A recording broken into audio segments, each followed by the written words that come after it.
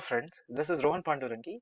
In this video, we'll be looking into one of the important topic of 10th standard science, that is circulation in human beings. So friends, what is circulation? Why is it necessary to read about this word circulation? Friends, circulation is nothing but transport of materials from one place of body to another place of body. So friends, in the previous topics, we have studied that the organisms take food. Organisms also take in oxygen. They both has to be transported to cell so that they can oxidize and release energy according to the respiration, right? So who will do this? Who will transport this oxygen and other food materials that has been taken by the body? So that is done by transport system in the body. So that transport system is also called as circulatory system. So friends, basically what is circulation? Circulation is the process in which the required materials in the body is transported from one part to another part of the body. So friends, so the work of transportation of food, oxygen, carbon dioxide and other required materials in the body is done by fluid connective tissue in case of human beings, and that is blood. So friends, we have studied about blood in 9th standard in detail. That is, it is a connective tissue having three different parts, right? So friends, how this blood is transported in the body? So as we all know, to transport the materials from one place to another place in the body, blood needs to be keep on moving. So to make this blood, a fluid connective tissue to keep moving continuously, it requires a pumping organ, and that pumping organ is called as heart. So friends, as we can see in the heart, it is a four-chambered organ. It is having two vena cavas, upper vena cava and lower vena cava. It is having two pulmonary veins and two pulmonary arteries. It is also having an aorta. So there is a separation wall between left and right part uh, heart, and that is called as septum. So we'll study in detail as we learn. So friends, as I have said, the heart is four-chambered organ and it is having two atrium, left and right, and two ventricles, that's also left and right.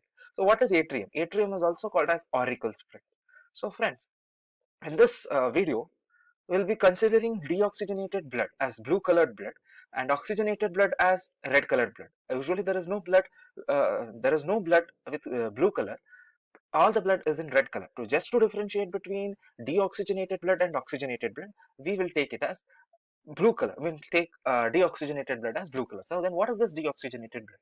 The blood that carries carbon dioxide in it is called as deoxygenated blood, guys.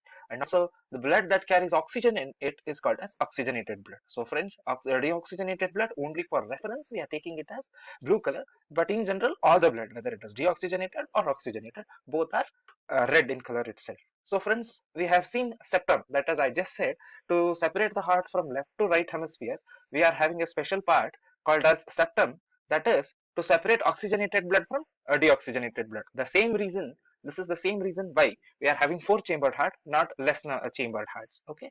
So friend, let us see now how this heart works. Okay.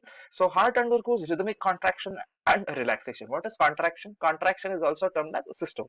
So what is contraction? That is, heart is squeezed. Part of the heart will be squeezed. That is called as contraction, and the part of the heart is relaxed, and that is called as relaxation or diastole.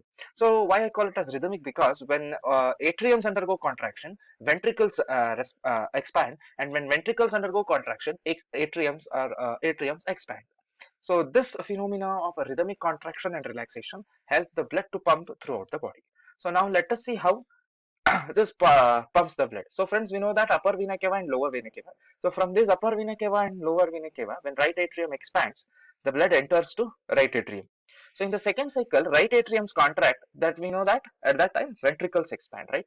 So when right atriums contract, ventricles expand. So the heart from right atrium squeezes down to right ventricle through the valve called as a tricuspid valve. Why is this valve present here?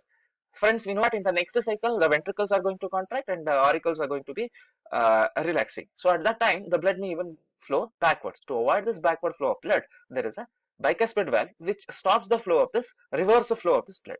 So friends, when the next cycle, when this ventricles contract, at that time, the blood in this flows through another artery that is called as pulmonary artery, and it will be going to the lungs. In lungs, they will be getting oxygenated because these are deoxygenated blood that is being taken in from right ventricle and the taken into the right ventricle through superior and inferior vena cavas. So these are going to lungs to get oxygenated.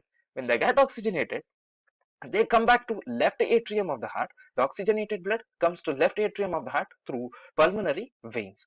So from this pulmonary veins, in the next cycle, the pulmonary veins get contracted. So at that time, they are squeezed down to left ventricle. So friends, when they are squeezed down to left ventricle in the next cycle, ventricles contract. So at that time, what happens? The only passageway, there is a bicuspid valve here, which stops the reverse flow of the blood. So it will not go back to left atrium. Instead, it will go to this pipeline, which is called as aorta, in the next cycle, that is when ventricles contract and atriums expand, it flows through aorta and reaches all parts of the body. Now friends, we will see how this is going to split.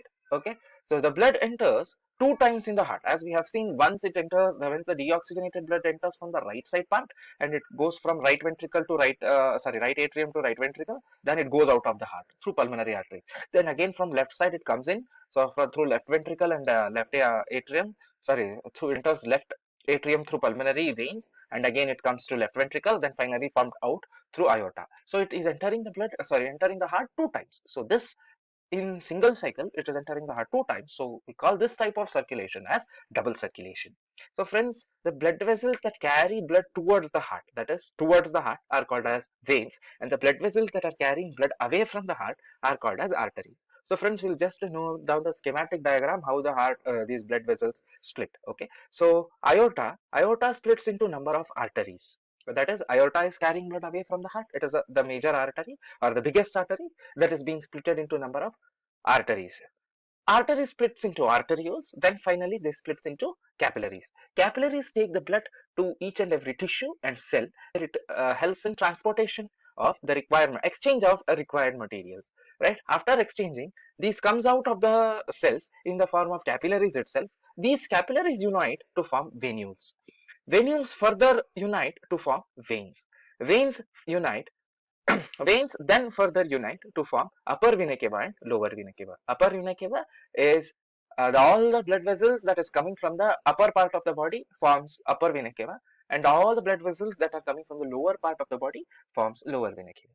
So friends, I hope you understood how the transportation in human beings work. Thank you.